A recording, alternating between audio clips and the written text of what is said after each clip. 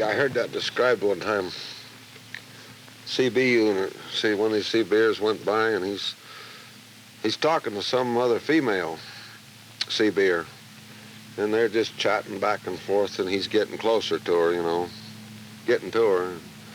I guess he from the conversation, he's got an embroidered shirt on with a tiger on the front. And this gal had seen it when they stopped to arrest her. She said, "I sure like that tiger on your front." And he says, "Yes, my wife made that for me." And she says, "That's me." And then they came in sight of this place. And he just flipped out. He said, I think he must have thought some high-powered architect did it or something. He said, "The architect that designed that ought to be in a padded cell. In a madhouse. It's a nightmare." I don't think she shared it with him because she didn't come back to him on that bit of his conversation at all. Yeah, she did. She said, "What is it?" But that was all.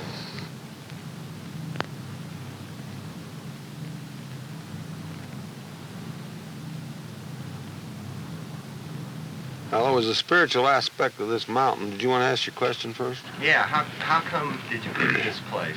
Well, it was the spiritual aspect of this mountain which brought me up here, say 18 years ago, first time. And I went over all of Thunder Mountain and that limestone reef. Spent about a week on it. And then it was 8 years later before I moved up.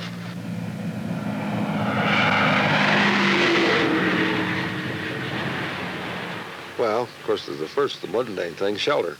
Shelter from the elements, and this is really important. And we learned that quick here, if we didn't know it before, because we landed up there in May, which was May, but still we had a blizzard. And, yeah, I was right out in the prairie, so we had shelter. So then, this is shelter from the elements. And then you need shelter from possibly all of the other things that can occur out in life, and I think this a home should be a complete, total universe, as each individual is a complete, total universe, never to be repeated, and so should a house. It should be just about complete, self-sustaining. Are you like your house? I never equated it that way, but probably, you know.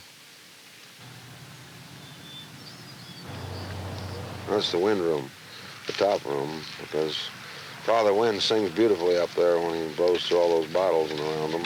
Makes a noise? Across them. Yeah, it's a subdued humming. Of course, it can get pretty loud, but it's never raucous or disturbing. The second floor is the library, and that's primarily all bottles, too. But not as many bottles as there are on that top floor. Do you see this as like a sculpture? Mm-hmm. A temple? Temple.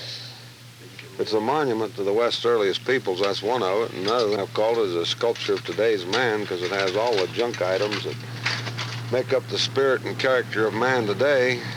But it also has gemstones which make up the character and qualities of all man. If you want to, you can find them, and that was the essence of part of this, too, is to hopefully find the good qualities, the gem-like qualities in man, and point out those and point away from the other.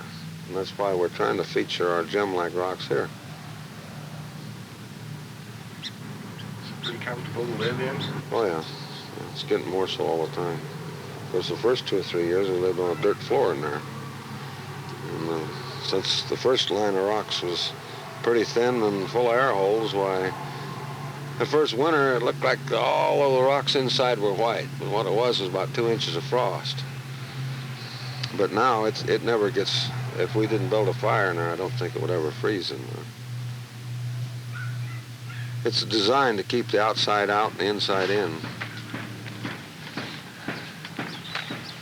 Because that's a mammoth amount of material there.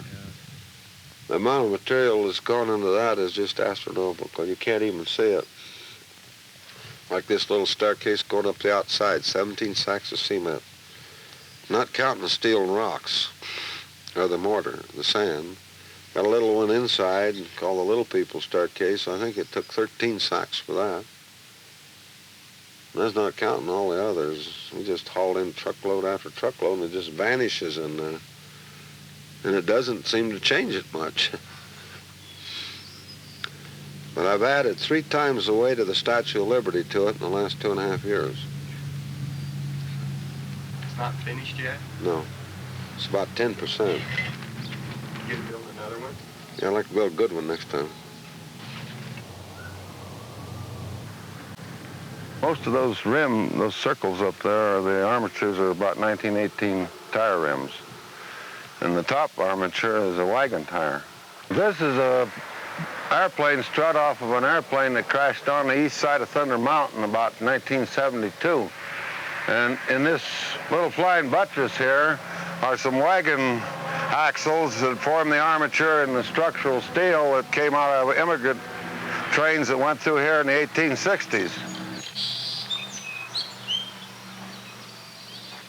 The armature in this was actually once part of a steel camper, or pipe camper, and just this portal here. The roof on that's about 18 to 2 feet thick in the monument. And have a tree growing up on the first deck, peach tree, full blossom now. Yeah, this old car we brought in here, I think I brought it in about 5, 6, 7, 8 years ago, I don't know. But anyways, possible parts for our old Jimmy over there. But when it come time to put this rock fence up and didn't have any way to move it because somebody had removed the wheels and the brake drums, why we just decided to incorporate it in the fence. And it'll give the kids a nice enclosed playhouse, and children like to play in cars anyway, and this is one that can't get hurt. And then we'll sculpt up another stanchion up here and tie on to this so the doors can't be opened from this side. And as time goes on, why, the car will get more. It's 26 years old now. If it sits there another 50, we've got a real antique. But a lot of this was to show what you can do with the material just being thrown away and not used. And then this little room here was designed to show you the ultimate in keeping the outside out, inside in. It's an underground house, and it's the cheapest kind of construction. And it'll last forever. You consider yourself an artist or an architect? No. Priest? No, I don't consider myself any of those things. Just a bit of the creator, which everybody has. Got to create.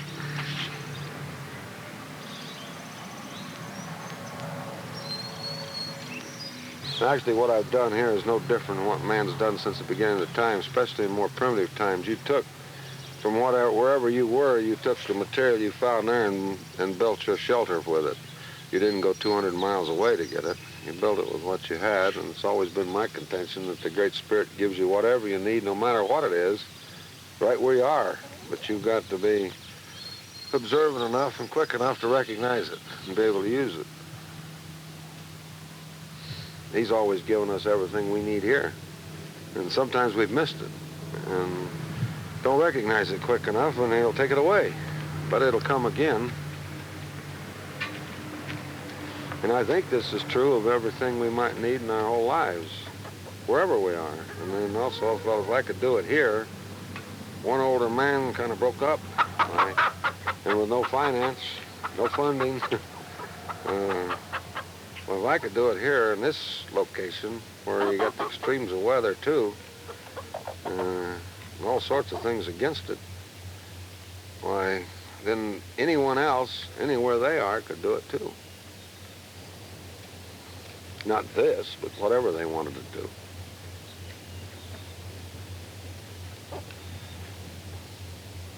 Prove the impossible dream. It's possible to all people.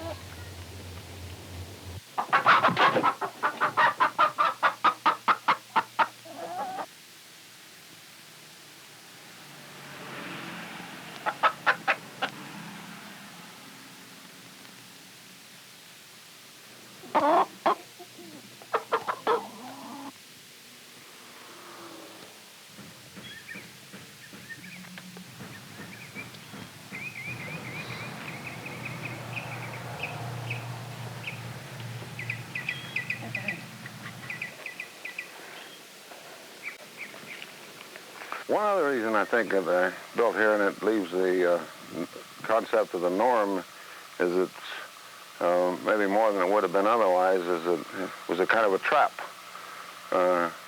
hoping to catch some of these disenchanted, disillusioned, unhappy people that were heading west during the 60s and keep them out of trouble. And I think it did, because there was a few anyway who stopped here because it was, apparently, it seemed to be a nonconformist effort. And they frankly stated to me they were on their way to California to kill cops. And those that stated that, why, every one of them, I was successful in turning them around. A couple of them I got jobs here on local ranches, and some went back to school instead of going to California and shoot cops. But that wouldn't be fruitful for them or the cop either.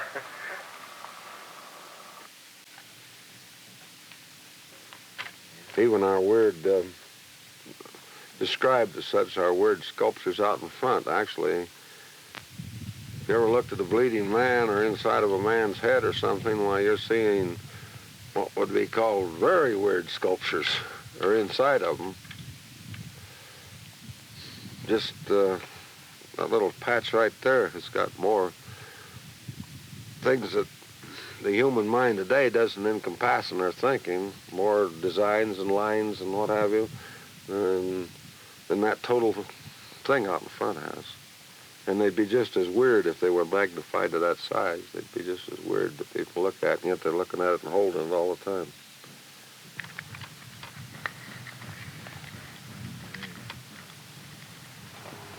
Those sculptures out in the front, while they're done with this scrap iron, scrap metal, and wired together with everything from Western Union wire up to bed springs. Got the bed springs in some of them that the deputy sheriff used for 20 years here. We got a lot of history. They're indicative, and they're predictive and prophetic, and also of today. They're the tenuous lifelines of nations and people, and the completed circles of the round when all philosophies and all people can get together. And they're the tenuous lifelines of nations and peoples. That's what arches are. Mm-hmm. And What a different color. yeah, because people are all different colors. And the happy, nonchalant little people on these tenuous lifelines of nations and people have fired a bow into the heart of the Great Spirit. They fired an arrow, and they've grievously wounded him, but they haven't killed him by any means. But he has great bows that he can fire. If he does, though, it will be from the heart, and not through venom or vengeance. And also the top is the outer reaches of space, which he is interested in.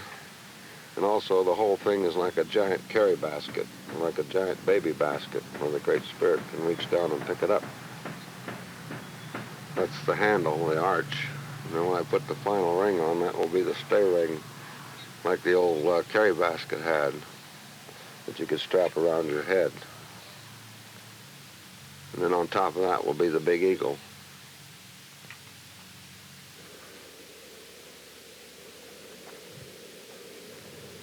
That was the last name laid on me spiritually. I was the big eagle. Great Spirit's last admonishment to me, and that was, you are the big eagle, and the big eagle shall return to his nest and take his siblings with him. But he didn't say when.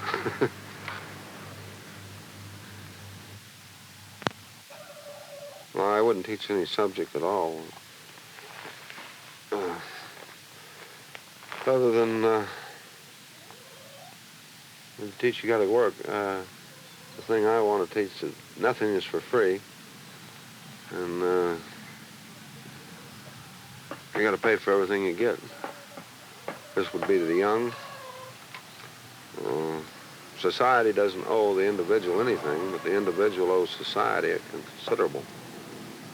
And leave the world in a better way than you found it, and stay one with the power. You're not trying to, like, get away from society by coming No, out here? no. No, I'm not trying to get away from society. because we're all an integral part of society. We are the society. And the nicest thing I've found, the most comfortable thing I like about this place here is that the boy says this is his big birthday cake, and he's the luckiest kid in the world because he's the only kid that gets to live on a birthday cake. And the rest of them feel about the same way. They like their home. If nobody else liked it, why, that's still sufficient. I asked him one day what he thought of the monument, and he says, that's my big birthday cake. And it does look like one, particularly when the snow is laid in, and as it does in this country, you know, horizontal instead of falling down, and it's all on the sides, and the whole place is just plastered with snow, maybe 4 inches thick all up and down the vertical sides.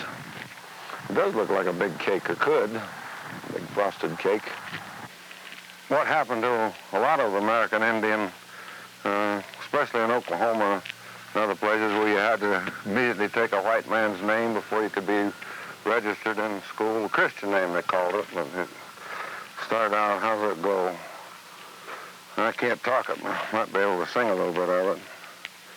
Now you thought that I knew nothing when you brought me here to school, just another empty Indian, just America's first fool. But now I can tell you stories that are burnt and dried and old, and in the shadow of their telling walks the thunder-pounding bowl. But there are drums beyond the mountain. Anyhow, when I sing that, I can hear the old drums up there beyond the mountain, and I guess that's the drum beat we walk to.